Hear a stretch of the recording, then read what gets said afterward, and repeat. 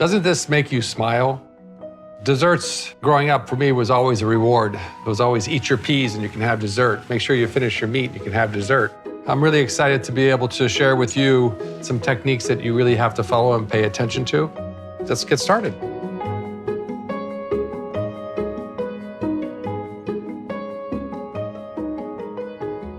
We're gonna make a chocolate pot de crème, which is a wonderful dessert. It's a small dessert, but extremely rich.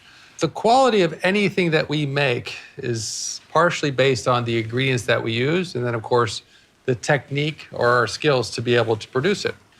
We want to use dark chocolate for this, but you could use a milk chocolate. You could even use a dark milk chocolate. To begin, we're gonna go ahead and prepare our garnish first, and that's just by taking our chocolate, a typical vegetable peeler, and just shaving down into it, into a bowl. You can see that.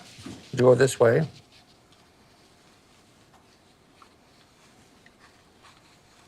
You can go down, up and down if you like. We get our little chocolate shavings there. To make our pot de crème, we're gonna start with half and half cream, half milk.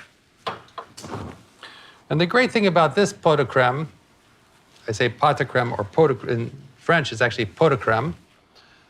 We don't have to bake it. Traditionally, you would make a custard, put the custard in your little pot, and then bake that in a bain-marie in the oven like a custard. In this case, we're gonna go ahead and finish the cooking process in our sauce pot, flavor it with our chocolate, and we'll just be able to pour that into our little pots, our little pots, and that'll set for 4 hours, and then it'll be ready to go. Adding our cream, our milk,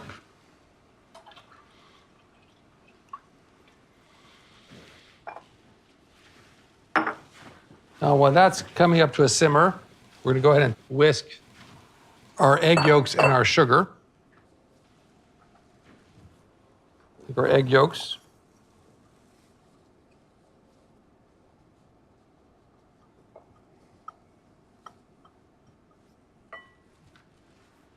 And our sugar. You can see we're not using a lot of sugar. We don't need to use a lot of sugar because we have our chocolate, which is sweetened with sugar.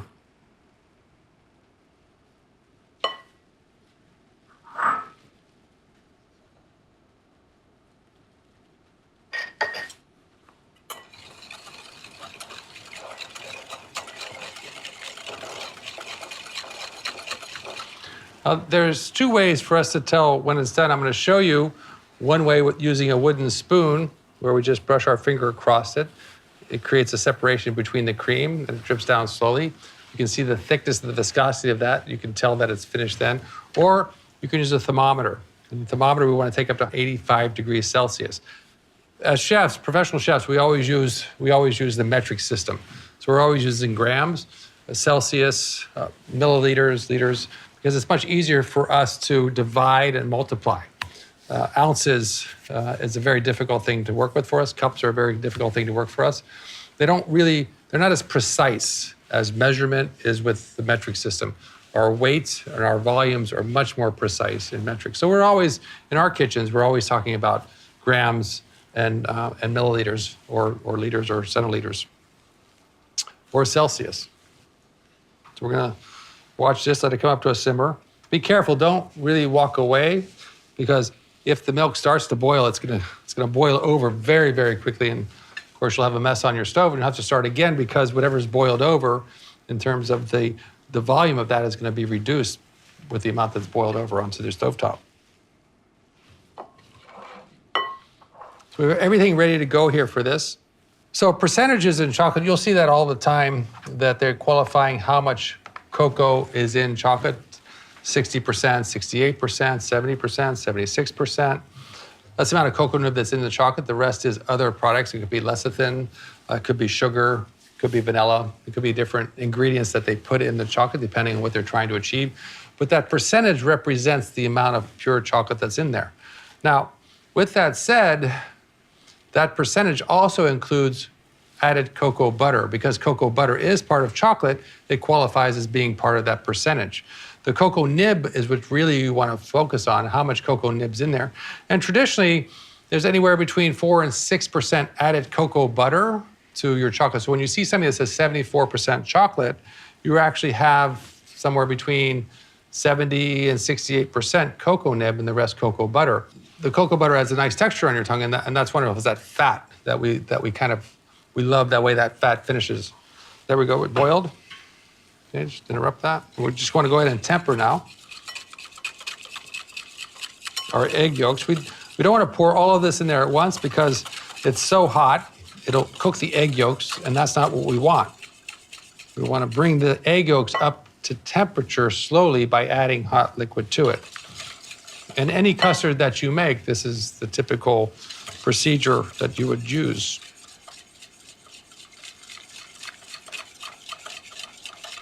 Crème anglaise, ice cream base, quiche custard, any custard.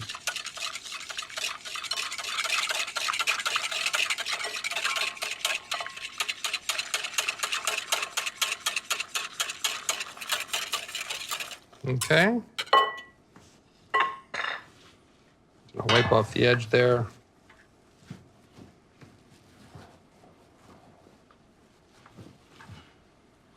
You notice I don't like to pour liquids on the stovetop, because if I have an accident, then I have a larger mess to clean up than if I poured it on the countertop.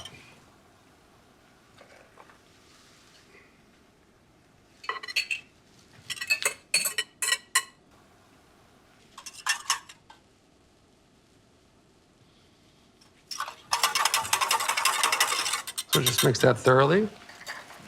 We want to have our chocolate here, so as soon as we reach 85 degrees Celsius, we want to stop the cooking process. We don't want to curdle the eggs. If I left it on there to come up higher than 85 degrees, then you'll start to see the eggs start to curdle.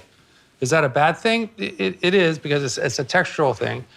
In this case, with the chocolate, it may not be as evident. But I don't want to give you an excuse to overcook your custard. I just want to let you know that if you do, you still may be able to salvage it because of the creaminess of the chocolate that you're going to add to it. You may not taste or you may not feel the texture of the curdled egg.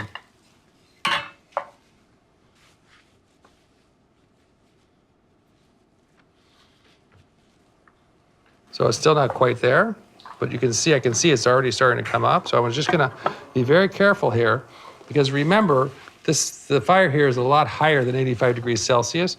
And we talk about that carryover temperature, and how the heat from this piece of cookware, which is conducting heat and also holding heat very well, how that carryover temperature can quickly overcook your custard.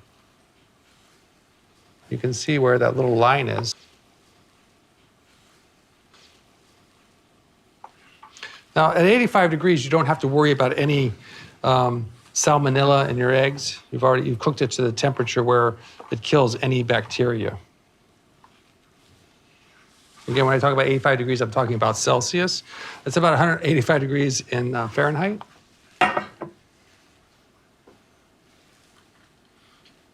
You can see it's even thicker on the spoon.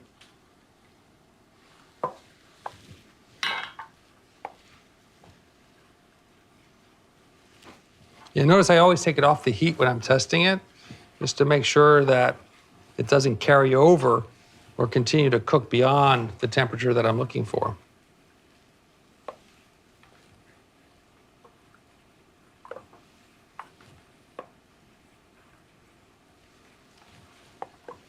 Okay.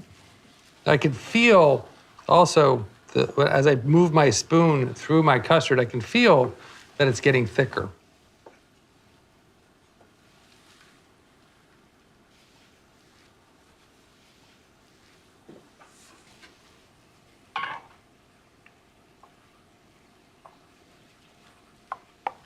Okay, I'm happy. Turn my fire off. Bring it over.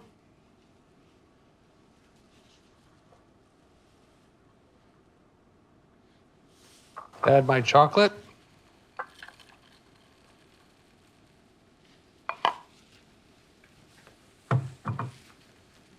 Use my whisk.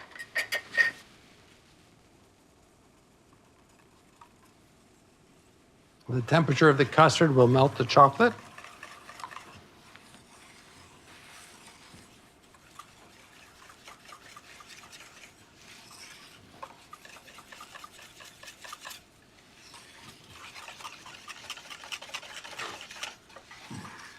So you see me do this. I'm pushing my whisk end into the corner just to make sure I get any of that chocolate that may be stuck in those corners, but I'm sure it's not. So it resembles a pudding, which is one of my favorite things to eat. Okay.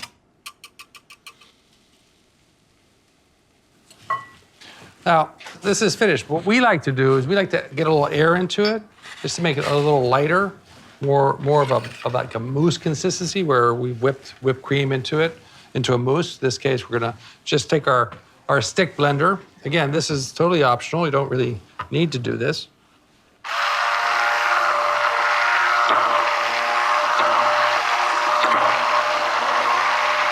Now, if I lifted this out with it on, it's gonna be all over me. So I go all the way to the bottom of the pan. I'm trying to make it even deeper right there by lifting the edge of the pot up.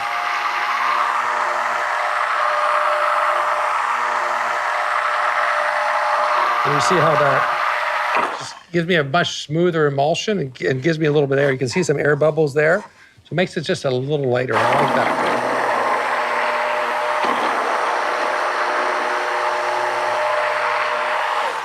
And you can also tell, because it lightens it up. So if you notice, it was much darker before. I put my stick blender in there and added air to it. So this is the point where it's going to be the most liquid. Now, if you're us, you'd probably pour it like this, but, okay, so we're just going to go ahead and put it in our measuring cup.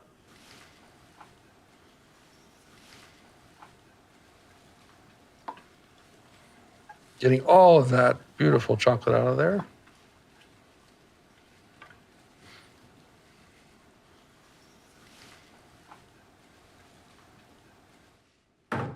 If you're confident, you can pour it out of a rolled edge pot into your pose, into your little pot de crème molds, and by all means do that. Set that there. And then we're just gonna go ahead and fill them up.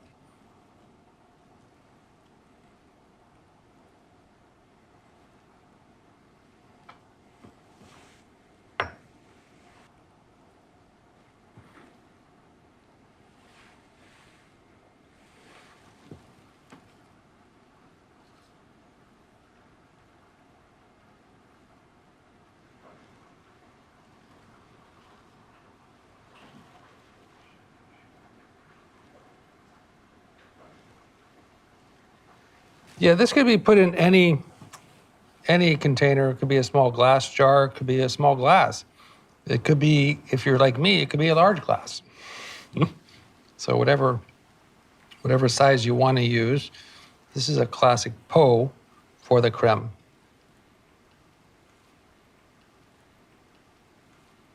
So there we have it.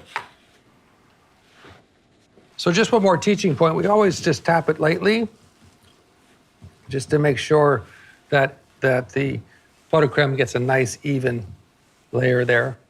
So in case there's anything there, we want to make sure we just like that. Very simple.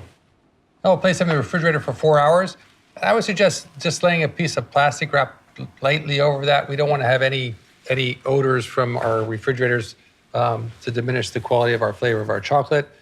They can stay longer than 4 hours as well, but I would suggest that you take them out, let them temper a little bit. Remember, chocolate, when it gets cold, it gets hard again. We want to make sure that we're taking it out a little bit ahead of time, maybe half an hour, to let it temper somewhat so it becomes more palatable.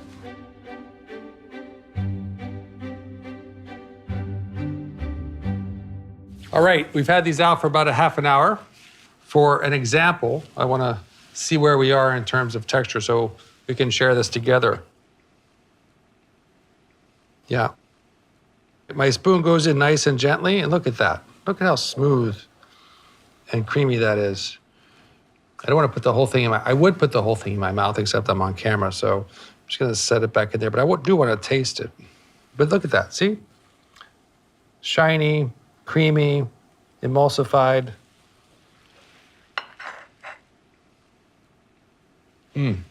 Anyway, we have a little whipped cream here. We flavored our whipped cream with vanilla. We sweeten it with a little bit of sugar. And we're just gonna put a little bit on top of each one. Whoop, fell right. See, I had the hot water there, which helped that just fall right on top.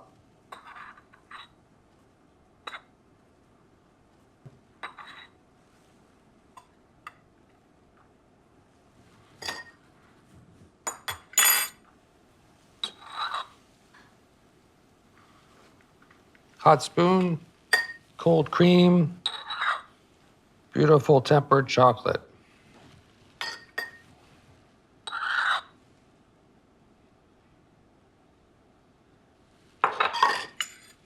Take a little bit of our shaved chocolate,